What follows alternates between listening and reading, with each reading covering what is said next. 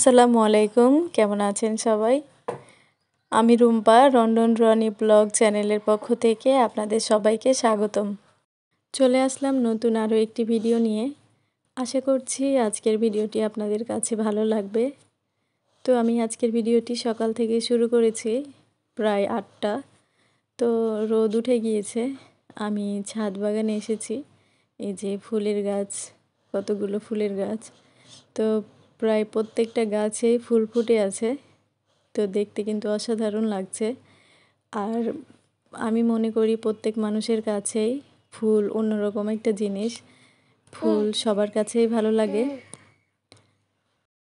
আর আমি কিন্তু এই ফুলের নামগুলো জানি না, যদি আপনারা জেনে থাকেন তাহলে অবশ্যই কমেন্টে জানাবেন।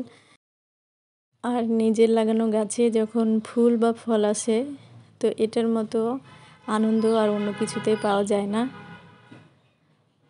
তো দেখুন এদিকে অনেকগুলো অ্যালোভেরার গাছও রয়েছে। তো আমরা বাগানে চলে এসেছি। আজকে এই লাউ বড়ি দিবে, তো বড়ি দেওয়ার জন্য আমি প্রথমে লাউটাকে কেটে নিচ্ছি।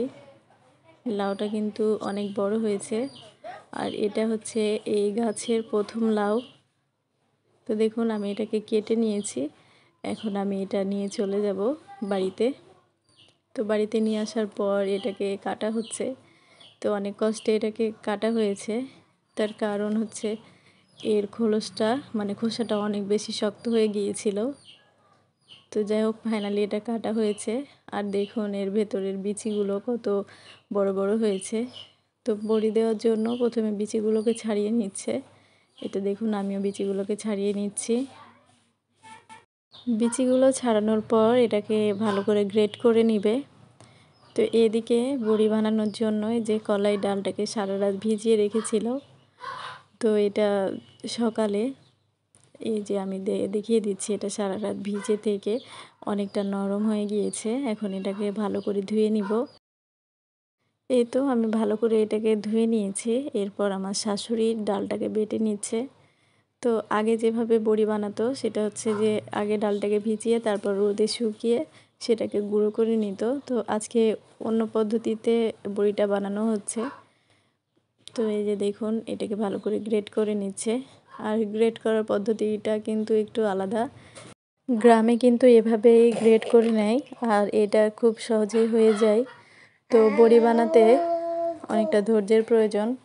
এই যে এইভাবে সময় নিয়ে এটাকে গ্রেট করে নিতে হয়।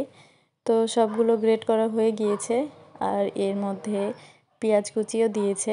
যেহেতু এটা লাউয়ের বড়ি তাই একটু পেঁয়াজ কুচিও দিয়েছে।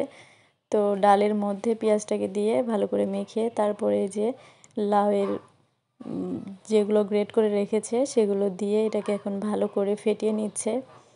আমাদের সব সময় চাল কুমড়ার বড়িটাই দেওয়া হয়, কিন্তু এবার যেহেতু গাছের লাউ আর রোজাতে খাওয়া হয়নি তাই আমাদের লাউয়ের বড়িটা দেওয়া হচ্ছে। তো যাই হোক, লাউয়ের বড়িটাও কিন্তু খেতে অনেক মজা লাগে। যারা বড়ি খেতে পছন্দ করে তাদের তো ভালোই লাগবে। তো আমার কাছে তো বেশ ভালোই লাগে বড়ি খেতে, সেটা লাউয়েরই হোক বা চাল কুমড়ার হোক, আমার কাছে খুব ভালো লাগে। তো দেখুন এটা খুব সময় নিয়ে ভালো করে ফেটিয়ে নিচ্ছে। এটা সময় নিয়ে ফেটাতে হবে, তাহলে বড়িগুলো সুন্দর হবে। তো এই যে দেখুন একটা পরীক্ষা করে দেখছে, হাতে অল্প করে নিয়ে সেটা পানিতে ছেড়ে দিল। তো সেটা যদি ওপরে ভেসে ওঠে তাহলে জানবে যে এটা ফাটানো হয়ে গিয়েছে। তো সুন্দর বড়িটা ভেসে উঠেছে। তো এই যে ফেটানো হয়ে গিয়েছে। এখন আমরা ছাদে চলে এসেছি বড়িগুলো দেওয়ার জন্য। তো দেখুন আমার শাশুড়ি বড়িগুলো দিয়ে দিচ্ছে। বড়ি দেওয়ার জন্য এরকম একটা নেট নিয়েছে, এখন নেটের উপরে সব বড়িগুলো দিয়ে দিচ্ছে। তো আমিও বড়ি দিয়েছিলাম প্রথমবার, যদিও আমি এর আগে কখনো বড়ি দিইনি, তবে আমিও দিয়েছিলাম, সেটা অফ ক্যামেরায় দিয়েছিলাম। তো দেখুন বড়িগুলো আমাদের দেওয়া শেষ হয়ে গিয়েছে, আর একটা লাউ দিয়ে অনেকগুলো বড়ি হয়েছে। তো দেখুন এই দিকের বড়িগুলো কালকের দেওয়া, সেটা অনেকটাই শুকিয়ে গিয়েছে। তো সবাই ভালো থাকবেন, সুস্থ থাকবেন, আল্লাহ হাফেজ।